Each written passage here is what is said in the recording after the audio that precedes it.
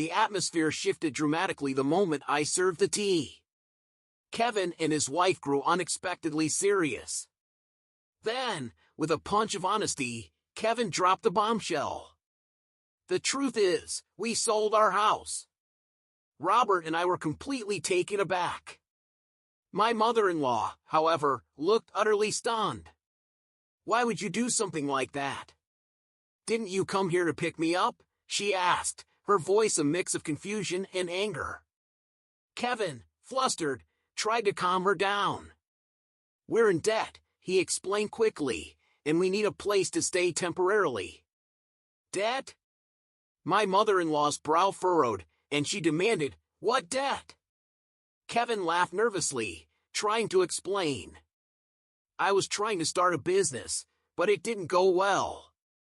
Robert and I exchanged a weary glance. Of course. We only need to stay until we find a new house, Kevin pleaded, his voice softening. Please.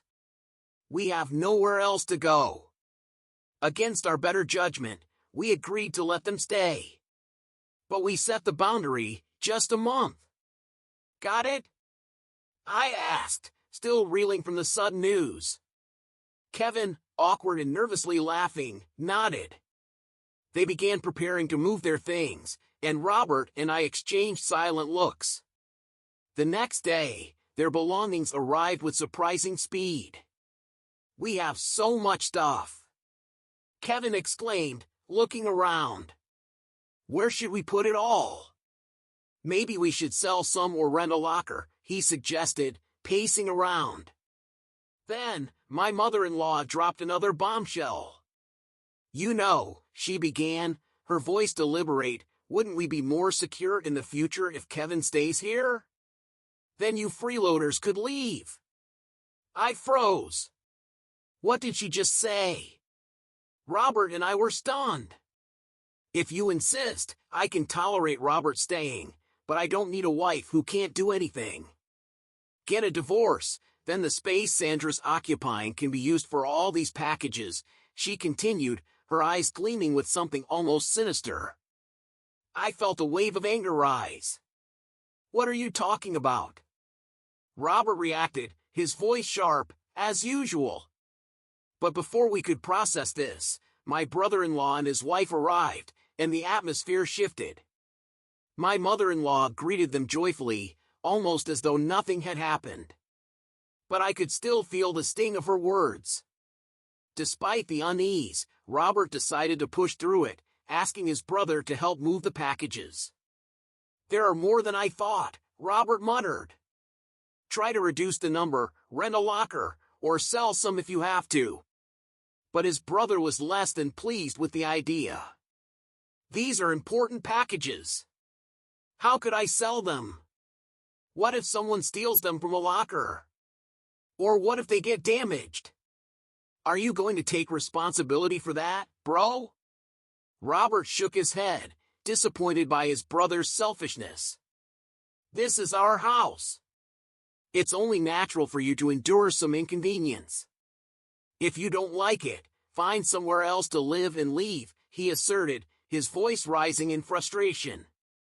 That's when my mother-in-law interrupted, her tone harsh. What are you talking about? Didn't I just say that if you two aren't happy with Kevin and the rest of them, you can leave? You're freeloaders, you're not needed in this house. Kevin's trying to start a business and all you two do is loaf around, doing so-called remote work. You're a nuisance. I couldn't believe it. My husband and I exchanged glances, our jaws dropping. But then, my brother-in-law and his wife started smirking. That might not be a bad idea, Kevin said, his voice full of arrogance. Mom's right. It's such a hassle to find a new place, so why not sell this house to us? He turned to Carol. I feel uncomfortable with you two around anyway, so it would be helpful if you sold it to us. Plus, it seems like Mom's on our side. I was dumbfounded. What nonsense are you talking about? I stammered. But before I could continue, my mother-in-law chimed in, grinning triumphantly. See? Both Kevin and Carol are saying the same thing. So, what will you do, Robert? If you're going to divorce, you can stay here, she sneered, her eyes gleaming. I felt my blood boil, but before I could retaliate, Robert spoke first, his voice shaking with rage. Don't just say whatever you want. Why does Sandra have to leave? He shouted, his face turning red with anger. Don't shout like that. My mother-in-law snapped. It's better without a burden around, isn't it? Robert's frustration hit a breaking point. You don't understand anything, he yelled, his voice echoing in the room. This is Sandra's house. This is the house she bought for us to build our life together. The silence was deafening. My mother-in-law, brother-in-law, and his wife looked at Robert, stunned by his words. What? What are you saying? Isn't it the husband's job to buy the house? My mother-in-law scoffed, incredulity dripping from her voice. There's no rule that says that, Robert snapped. Besides, Sandra covers all of Mom's allowance and living expenses. Sandra said she'd take on that burden because your pension is too small to support you fully. My mother-in-law looked at me in disbelief, then snickered. Unbelievable. Sandra just plays on the computer all day, doesn't even do housework. And wasn't my allowance coming from my pension? Otherwise, there's no way Sandra could afford to give me $500 a month. You're lying, she accused, glaring at me, but I stood my ground. It's true, I said calmly, pulling out my paycheck and showing it to her. The silence that followed was thick, heavy with shock. Kevin and his wife stared, their jaws slack. Robert didn't hold back. We've never used any of Mom's pension since she moved in here. If Mom wanted to leave, Sandra's been managing it so she could live independently.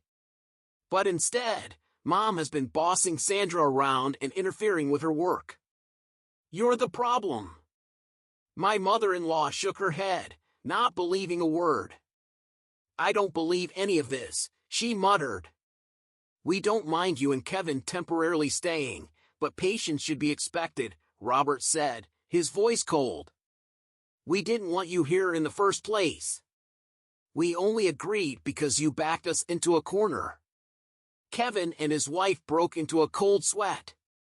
Just kidding, Kevin mumbled nervously, but the tension was palpable. But, wow, you sure are earning a lot, huh? I wish you could teach me some business tricks, he added, trying to lighten the mood. My mother-in-law, though, wasn't ready to back down. Don't act so high and mighty. You're just a bum. She turned to Robert. Enough. You should leave too. Go out and see how harsh the world can be. I felt the weight of her words, but I wasn't about to back down. Well, if that's how you feel, we'll pack up and move to a new house. You guys will be stuck with a mortgage. But if that's okay with you, don't come crying to us for help. I took a deep breath before adding, even with a pension, maintaining your lifestyle will be tough. But I guess that can't be helped, can it? At our words, my mother-in-law's face turned beet red. Wait, she yelled. You can't be serious. We don't have to do that. It all started with an unexpected bombshell from my brother-in-law, Kevin. Truth is, he said, I sold our house. My husband and I were absolutely stunned. We couldn't even speak. But if there was one person who was more shocked than us, it was my mother-in-law. She immediately demanded, why did you do that? Why didn't you come pick me up? Her anger erupted. She was furious, not just at Kevin, but at us. She couldn't understand why we hadn't done what she thought we should have done. Kevin tried to calm her down, but her frustration was palpable. Why did you sell the house? She demanded again, her voice shaking with disbelief. And there we were, frozen, trying to make sense of it all. My name is Sandra, and I work from home with my husband, Robert. We love the flexibility of remote work. We could take breaks whenever we wanted, manage the house, and still get our work done. It was ideal. But then, things changed when my mother-in-law moved in with us. We were financially stable, but she couldn't fathom why we weren't going out to work like normal people. Every day, she'd question us. It wore me down. Why don't you have a proper job? She'd ask again and again. She never understood that working from home was a real job, and every time she doubted us, I felt more exhausted and frustrated. It was like nothing we said would change her mind. She even suggested she should have gone to live with Kevin instead. Kevin, was Robert's brother, who had married a wealthy woman named Carol. But we knew Kevin wouldn't come to pick her up. He was too busy living off his rich wife's fortune.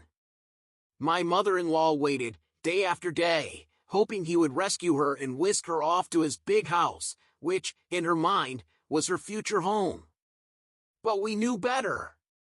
Robert had already made it clear that my mother-in-law could stay with us. Kevin had refused, and the two of them were stuck with us, for better or worse. Then, one day, we got a call from Kevin. "I'll be over this weekend," he said, and before we could respond, he hung up. My heart sank. What was he coming over for?